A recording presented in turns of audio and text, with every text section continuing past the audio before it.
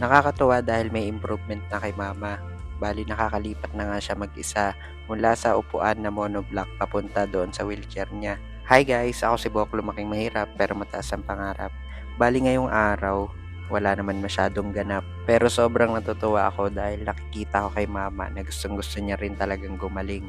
Sa mga hindi po kasi nakakaalam, halos magi 11 months na magmula nang magkasakit si mama. Una ay stroke. Sumunod na findings ay sakit sa puso, barado yung ugat, paralyze yung kaliwang katawan kaya hindi gaano makagalaw kagaya ng normal. Tapos ay may inaalagaan pa akong tita, may psychological disorder siya. Kinailangan kong huminto sa pagtatrabaho kagaya ng mga dating ginagawa ko para manatili na lang sa bahay at maalagaan silang dalawa. Noong una, nagagawan ko pa ng paraan, nakakadiskarte, nakakapagbenta, nakakapagtinda.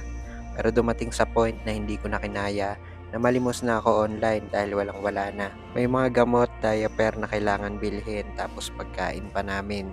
Kaya hindi ko na inisip ang pambabatikos ng iba, basta tinutuloy ko yung pagbablog ko na aking ginagawa. Awa ng Diyos na monetize tayo, malaking tulong para sa pangangailangan namin. Hindi kalakihan ng kita pero malaking pagpapasalamat ko dahil malaking tulong pandagdag sa mga bayarin. Maraming pumuna, maraming nanghusga kahit na hindi naman nila alam yung totoong istorya. Pero wala akong magagawa dahil pinasok ko ang mundo ng social media. Ngayon ito at patuloy pa rin ang buhay at pinipilit pa rin lumaban dahil kailangan. Wala rin naman akong ibang aasahan kung hindi ang sarili ko lang.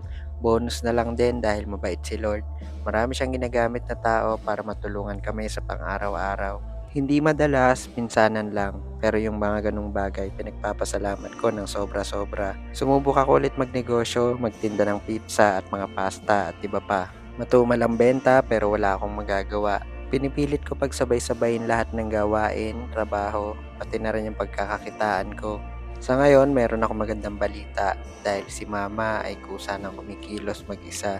Pero sa kalagayan niya na paralisa pa rin ang kaliwang katawan niya, medyo nahihirapan pa rin siya. Hindi siya masyadong nakakatulog sa gabi, ganun daw talaga sabi ng doktor. Kaya sa umaga siya bumabawi. Kaya pag umiga siya sa umaga, sinasabayan ko kung minsan matulog kahit pati na rin sa tanghali. Kapag nakabawi na ng lakas, doon ko pinagpapatuloy lahat ng gawain. Mahirap na kasi kung pati ako ay magkakasakit din. Kaya kahit papano ay talagang ingat-ingat din. Mahirap talaga kung sarili mo lang yung aasahan mo. Pero ang laking pagpapasalamat ko kay Lord dahil lahat nakakaya ko. Tinutulungan niya ako at ginagabayan at hindi niya kami pinababayaan. Kaya kahit nagkukulang ako sa pambili ng gamot at diaper, nararaos naman din kung minsan. Lalo pa ngayon na nakikita ko kay mama na gustong gusto niya talagang gumaling.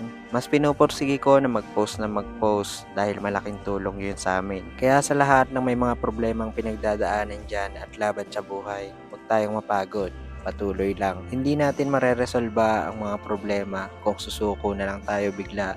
Kaya harapin natin bawat bukas na nakahanda. Dahil napakaswerte natin kung magising tayo sa umaga. Dahil yon ay simbolo ng bagong pag-asa para maayos pa ang lahat.